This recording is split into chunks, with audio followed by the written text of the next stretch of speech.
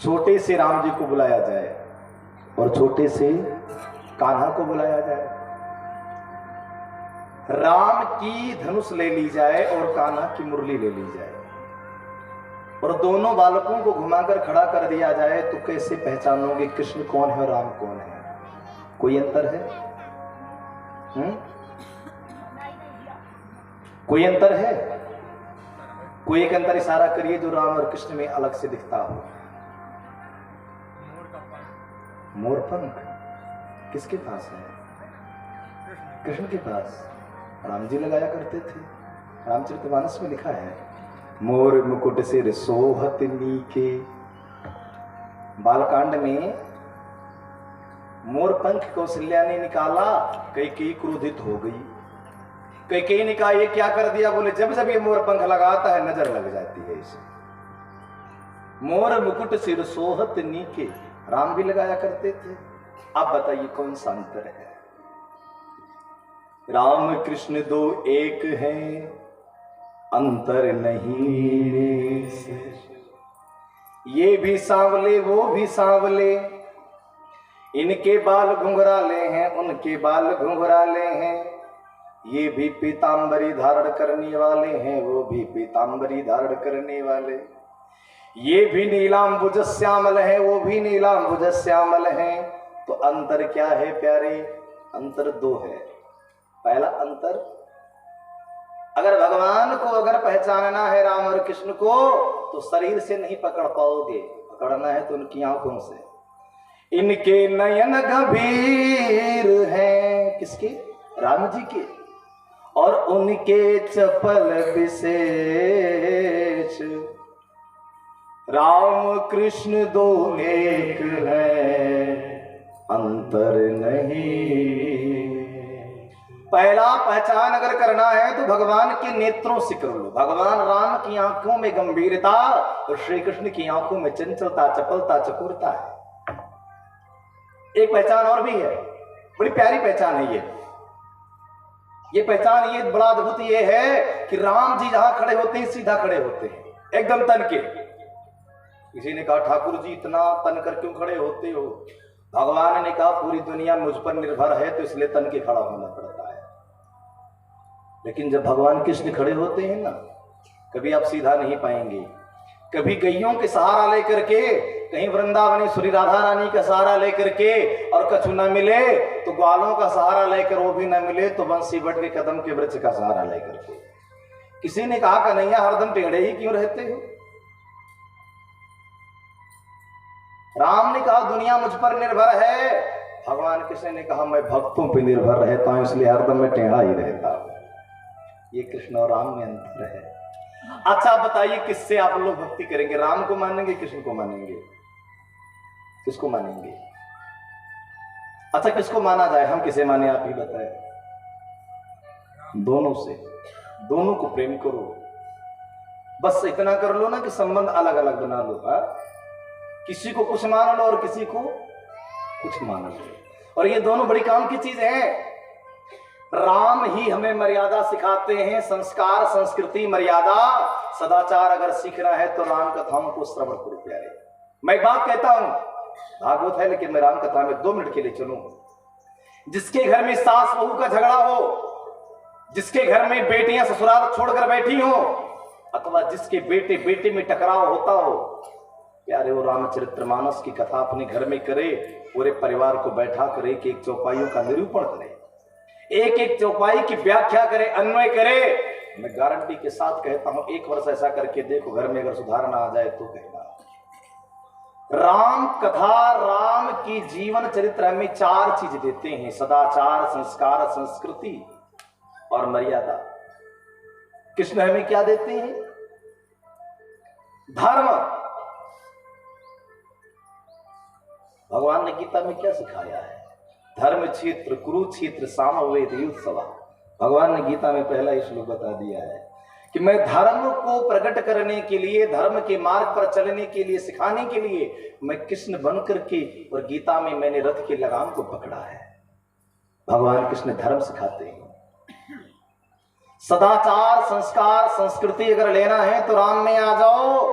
धर्म लेना है त्याग लेना है, समर्पण सीखना है और भाव सीखना है, प्रेम सीखना है तो कृष्ण के शरण में जाओ। किसी ने पूछा कि आप किसको मानते हैं? मैंने कहा मैं दोनों को मानता हूं। दास रघुनाथ का, राम जी का मैं क्या हूं? दास हूं। दास रघुनाथ का, नंद सुत का सखा। आज ही मैंने कहा था, मैं गया था बाबा के स्थान पे दर्शन करने, सारा दर्शन कर लिया। जब मैं कृष्ण दीक्षा मंदिर में पहुंचा तो मैंने कहा मैं इन्हें गंभीरता से नहीं देख पाता। हाँ, आप तो थे साथ में।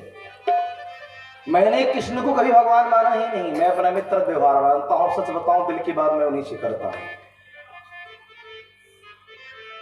दास रघुनाथ का, नंद सुत का सखा, कुछ इधर भी रहा कुछ उधर भी रहा। दास रघुनाथ का, नंद सुत का सखा, कुछ इधर भी रहा कुछ उधर भी रहा। दास रघुनाथ का, नंद सुत का सखा, कुछ इधर भी रहा कुछ उधर भी रहा। हरि बोल।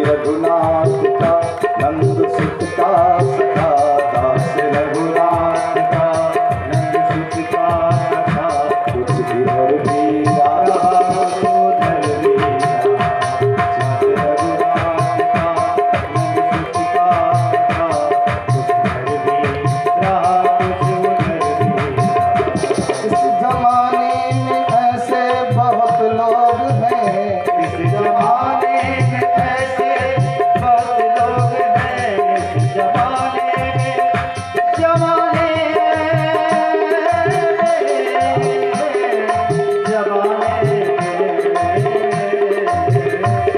जमाने ऐसे बहुत लोग हैं।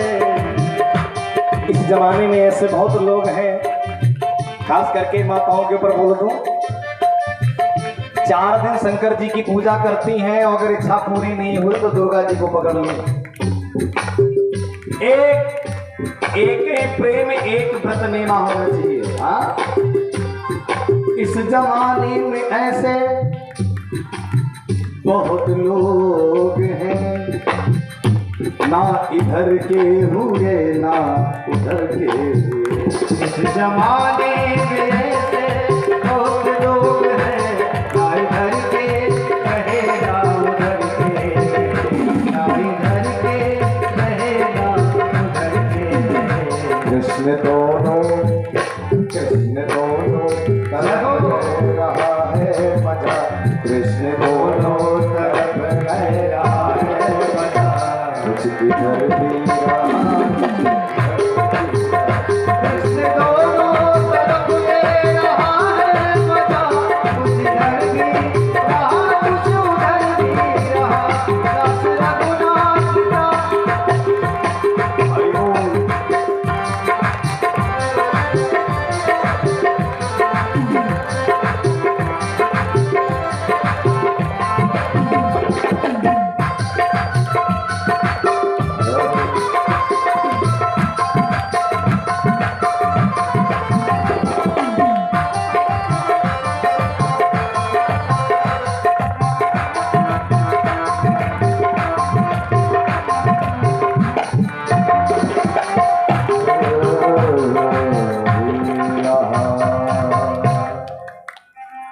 दोनों से रिश्ता रखो।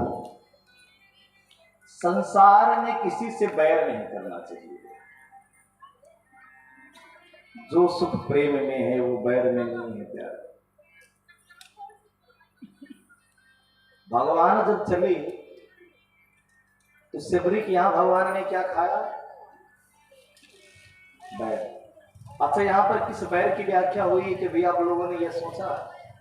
बस केवल कथा सुन लेते हैं, सुन के निकाल देते हैं। राम जी ने किस बैर को खाया इसको आपको पता है? पेड़ की बैर को नहीं खाया भगवान ने। भगवान ने बैर माने होता है शत्रुता। भगवान ने भक्त और भगवान के बीच की जो बैर है, काम, क्रोध और मद, भगवान ने ऐसे 3 बैरों को भगवान ने ग्रहण किया कि शिवरी यदि काम और क्रोध और मद ना हो तो व्यक्ति मेरे शरण में आ सकता है। बोले भगवान इसे नष्ट कौन कर सकता है? भगवान ने कहा अपन। भगवान ने 3 बैर खा लिया। बैर माने शत्रुता को भगवान ने खत्म कर दिया। जीवन में किसी भी चीजों से बैर मत करो। भागवत राम कथा में यही सिखाती है। करो प्रेम सबसे और पूजा हरि की। हरि की पूजा करो, जगत में सब चीज से प्रेम करो, चाहे वो जड़ हो या चैतन्य हो। यदि वो सूखा वृक्ष भी है और डालियां टूटी पड़ी हैं, उन डालियों को अगर आपने प्रेम से उठा करके झाड़ के घर में रख लिया ना, तो एक ना एक दिन वो काम आ जाएगा। जगत में प्रेम करना सीखो मेरे प्यारे, जगत में प्रेम करना सीखो। महाराज परीक्षित ने एक दृश्य देखा कि एक गाय जिसके 3 पांव नहीं है, एक काला भुजंग व्यक्ति मोटे से डंडे से उस गौ माता को पीट रहा है। और एक बात मैं गौ सेवा पे कहूं, महाराज परीक्षित की आंखों में आंसू आ गए। परीक्षित ने तलवार निकाला, उस व्यक्ति को मारने दौड़ पड़े। परीक्षित ने पूछा, दुष्ट आत्मा तू है कौन जो गौ को पीटता है? तूने गौ को नहीं पीटा, तूने मेरे हिंदू सनातन संस्कृति के जो मंदिर है उसे तू तोड़ रहा है। अच्छा, गाय कौन है अब जानते हैं? आज गौ की व्याख्या मैंने अपने कमरे में किया। परीक्षित कहते हैं, रे दुष्ट आत्मा तू कौन है? मैं तेरे विषय में तो नहीं जानता, पर इतना जानता हूं कि तू मेरे संस्कृति को तोड़ रहा है। गौ कौन है? हमारे संस्कृति और सनातन की मंदिर है। गौ वो मंदिर है जो जगत में आज तक पाया ही नहीं गया दूसरा। आज आप लोग सोच लें और सुने इस प्रसंग को, और हो सके तो गौ का सम्मान करें। गौ को मरने के लिए रोडों पर मत छोड़ें। गाय वो मंदिर है जिसमें हमारे हिंदू सनातन धर्म के 33 कोट देवता विराजते हैं। कुछ अभागे लोग हैं, जब उनसे पूछे तूने नहाया? बोलते महाराज गाय का गोबर उठाना था इसलिए भी नहाया नहीं, अब गौ सेवा कर लिया हूं, अब स्नान करूंगा। धिक्कार है ऐसे लोगों पे। गाय कौन है जानते हैं? गाय वो मंदिर है जिसमें 33 कोट देवता विराजते हैं। एक बार ब्रह्मा से 33 कोट देवताओं ने पूछा कि हे विधाता ब्रह्मा, जगत में पुण्य स्थान कहां है? विधाता ब्रह्मा ने कहा कि वो गाय की शरीर है। 33 कोट देवताओं ने आकर के गाय के खुर से लेकर पूंछ तक सभी देवताओं ने अपना स्थान ले लिया। आप लोगों ने फोटो में देखा होगा। 3 देवता वंचित रह गए। 3 कौन है? मां वागधीश्वरी सरस्वती, मां पीतांबरा गौरी और जल के अधिष्ठात्र भगवान वरुण। ये तीनों देवता जब घूमकर आते हैं तो देखते हैं मृत्यु स्वर्गलोक में, देवलोक में कोई देव नहीं है। यद्यप पूछा तो पता चला सबने गाय के शरीर में स्थान ले लिया। ये तीनों रोने लगे, हे गौ माता मेरे लिए भी कुछ स्थान है।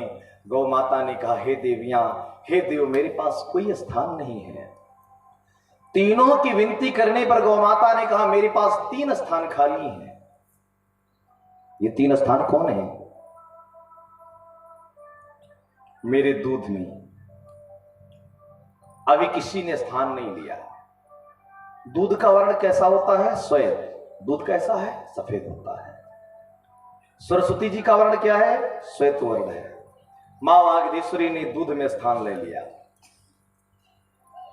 भगवान वरुण ने गौ माता के मूत्र में अपना स्थान ले लिया।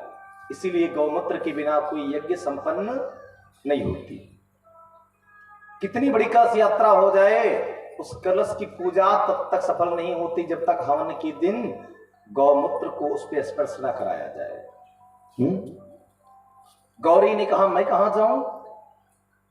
मां गौ ने कहा कि मेरे पास गोबर खाली है, इसलिए गोबर में गौमयम गौरी, गौरी जी जाकर पीताम्बरा गौरी उसी में विराज गई।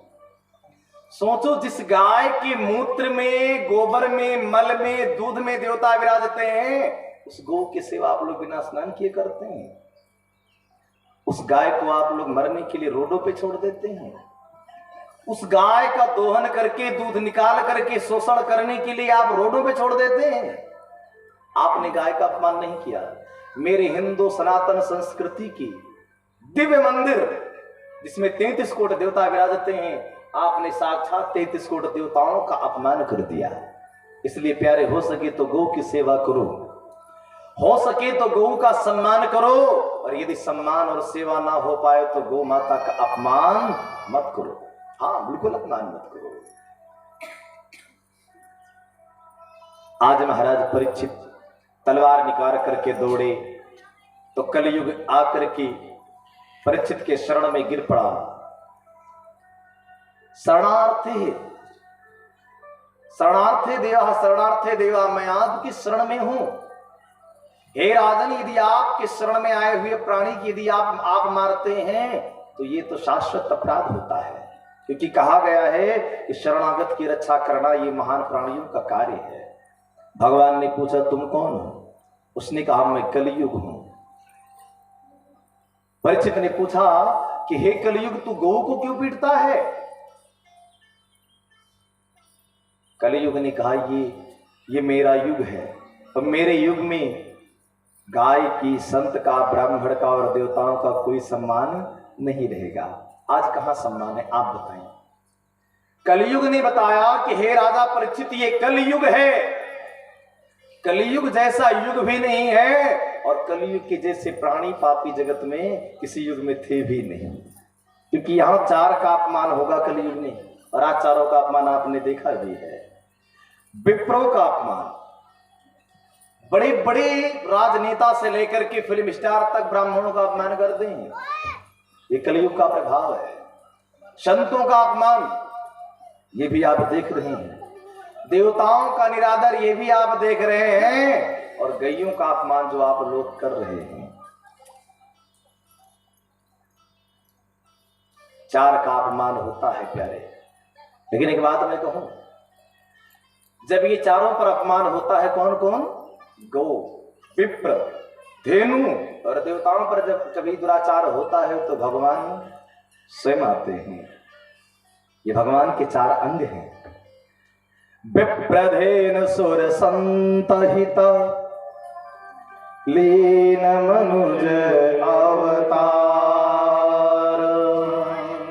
निज इच्छा निर्मित तनो श्रीमाय गुण गोपाल। भगवान कहते हैं ये मेरे 4 अंग हैं, और जब जब इन पर कोई दुराचार होता है तब तब मुझे धरती पर अवतरित होना पड़ता है। कभी राम बनकर, कभी कृष्ण बनकर, कभी वाराह बनकर, कभी नरसिंह बनकर आना पड़ता है। परीक्षित ने कहा कि हे कलयुग, इसे छोड़ दो। बोले सरकार जाऊं तो कहा जाऊं? कलयुग ने 4 स्थान, कलयुग को परीक्षित ने 4 स्थान दिया। 4 स्थान कलयुग को महाराज परीक्षित ने दिया। पहला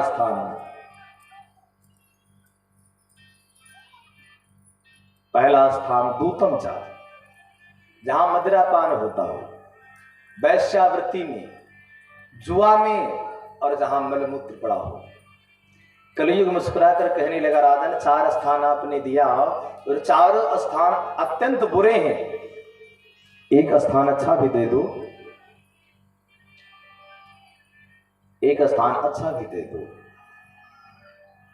कलयुग ने जब मांगा तो महाराज परीक्षित दयालु थे। परीक्षित ने कहा कलयुग तुम खुद ही मांग लो। कलयुग ने कहा राजन, यदि कुछ में स्थान देना है ना तो हे राजन, बस इतनी कृपा कर दो कि मुझे सोने में स्थान दे दो।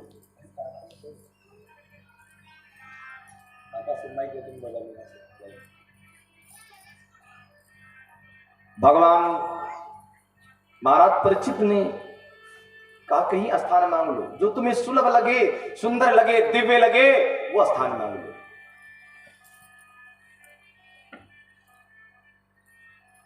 कलयुग ने कहा राजन यदि कुछ देना है तो मुझे सोने में स्थान दे दो। अच्छा, अब सोने पर एक बात मैं कहना चाहता हूं। सोना में कलयुग वास करता है, सोना में कलयुग वास करता है। अच्छा, किस सोने की बात किया कलयुग ने? सोना तो दो प्रकार का होता है, एक सोने वाला सोना और एक पहनने वाला सोना। किसमें कलयुग वास करता है? इन दोनों में कलयुग वास करता है। पहनने वाला सोना बढ़ गया तो विनाश, सोने वाला सोना बढ़ गया तो विनाश। पहनने वाला सोना बढ़ गया तो सबसे पहले अभिमान होगा, अभिमान भी विनाश का सूचक है। पहनने वाला सोना बढ़ गया तो डकैत आएंगे, मार के सारा लूट ले जाएंगे, ये भी विनाश ही है। सोने वाला सोना बढ़ गया प्यारे तो विनाश है।